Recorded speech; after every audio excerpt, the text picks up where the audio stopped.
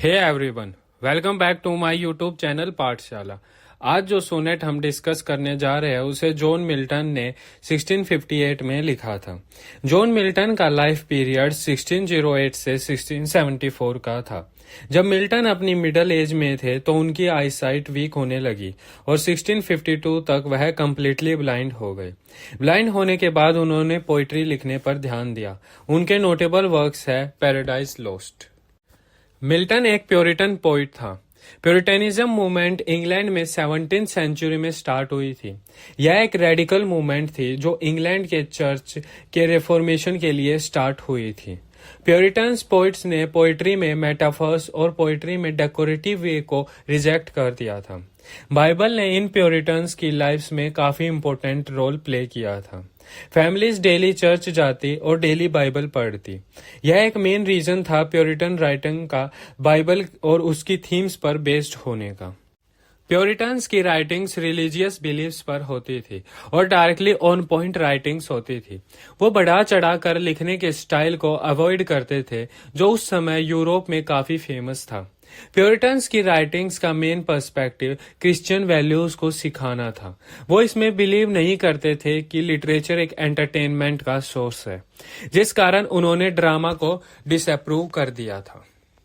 Sonnet 23 को Milton ने अपनी वाइफ की डेथ पर लिखा था। मिल्टन की दोनों वाइफ्स की डेथ बच्चे को जन्म देने के कुछ दिन बाद ही हो गई थी। कुछ क्रिटिक्स का मानना है कि मिल्टन ने इस सोनेट को अपनी सेकंड वाइफ कैथरीन की डेथ पर लिखा था। मिल्टन ट्रेडिशनल पैट्रियार्कन सोनेट की राइम्स और राइटिंग स्टाइल को फॉलो करता था। इस सोनेट की राइम स्कीम है ABBA, ABBA, CDC और CDC। यह सोनेट पोइट का एक ऑटोबायोग्राफिकल ड्रीम विजन है जिसमें वह अपनी सेकंड वाइफ कैथरीन को देखता है। पोइट सोनेट में काफी सारी ग्रीक माइथोलॉजिकल फिगर्स को भी यूज करता है। इस सोनेट में पोइट अपने ड्रीम के बारे में बताता है जिसमें वह अपनी वाइफ से मिलता है और काफी खुश होता है, लेकिन जल्द ही दिन हो जाता है और वह नींद से जग जाता है और ड्रीम खत्म हो जाता है। सोनेट की थीम्स है first after life, second loss and third reality. तो चलिए इन थीम्स को सोनेट को पढ़ते हुए समझते हैं। सोनेट की फर्स्ट लाइन में ही पोइट कहता है कि वो ड्रीम में अपनी वाइफ से मिलता है जिसे वो लेट स्पाउस्ड सेंट से रेफर करता है।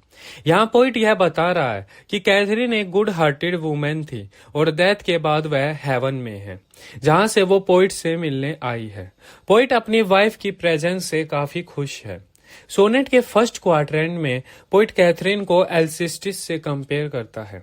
एल्सिस्टिस एक माइथोलॉजिकल फिगर है जिसने अपने हस्बैंड एडमिटस के लिए अपनी जान दे दी थी और जिसे बाद में हरक्यूलिस, जो ज्यूस का बेटा था, अंडरवर्ल्ड से वापस लाया था। इस क्वाड्रेंट की लास्ट लाइन में पोइट कुछ इमेजरी यूज करता है, जैसे कि जब उसने अपनी वाइफ को देखा वो पेल और कमजोर लग रहे थे, जो क्लेवरली उसका इनह्यूमन अपीयरेंस शो करता है।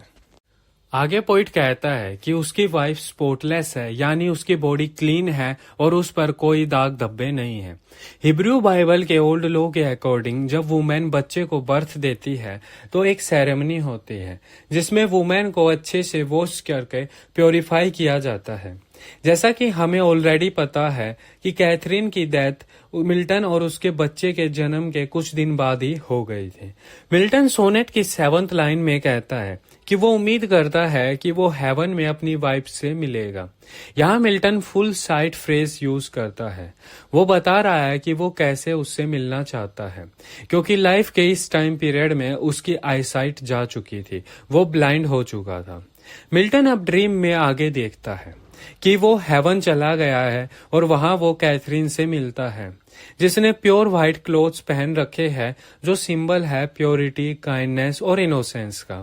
मिल्टन कहता है कि वो अपीयरेंस में इतनी प्योर लग रही है जितनी वो अपने माइंड में है, मतलब कि कैथरीन एक काइंड हार्टेड वुमेन है। 10th लाइन में पोइट कहता है कि वो कैथरीन का फेस नहीं देख पा रहा है क्योंकि वह कवर्ड है, लेकिन फिर भी वो उसके लव, स्वीटनेस और गुडनेस को फील कर सकता है। उसकी ये क्वालिटीज शाइन कर रही है। ये शो कर रहा है कि जब तक मिल्टन हेवन नहीं जाता तब तक वो उसे नहीं देख सकता है, क्योंकि हेवन में जाने के बाद गॉड मिल्टन की आईसाइट वापस कर देंगे। लास्ट 2 लाइन्स में मिल्टन कहता है कि अब कैथरीन उसे हक करने के लिए उसके पास आती है, लेकिन मिल्टन नींद से जग जाता है और रियलाइज करता है कि ये बस एक सपना था। कैथरीन डिसअपियर हो जाती है, दिन निकल जाता है और जैसे कि हमें पता है कि मिल्टन ने जब यह सोनेट लिखा वो ब्लाइंड हो चुका था, तो उसके लिए अभी भी सब डार्क है। ड्रीम में जहां वो अपनी वाइफ को देख सकता था, नींद से जगने के बाद तो बस डार्कनेस है। ड्रीम में जो हैप्पीनेस उसे मिल रही थी वो जा चुकी है और बस पेन रह गया है। मिल्टन इस सोनेट में अपनी वाइफ की डेथ और अपनी लॉस्ट आईसाइट के पेन को बता रहा है। वो बता रहा है कि कैसे वो इस वर्ल्ड में अकेला हो गया है और उसकी लाइफ में अब बस डार्कनेस बची है और वो वेट कर रहा है जल्दी से हेवन जाकर अपनी वाइफ से वापस मिलने की। और इसी के साथ हमारा सोनेट खत्म हो जाता है। So thank you everyone, that's it for today. I hope आपको मेरी वीडियो पसंद आई होगी। अगर सोनेट से रिलेटेड आपकी कोई भी क्वेरी है तो आप कमेंट सेक्शन में पूछ सकते हैं और वीडियो को लाइक, शेयर और चैनल को सब्सक्राइब करना ना भूलें।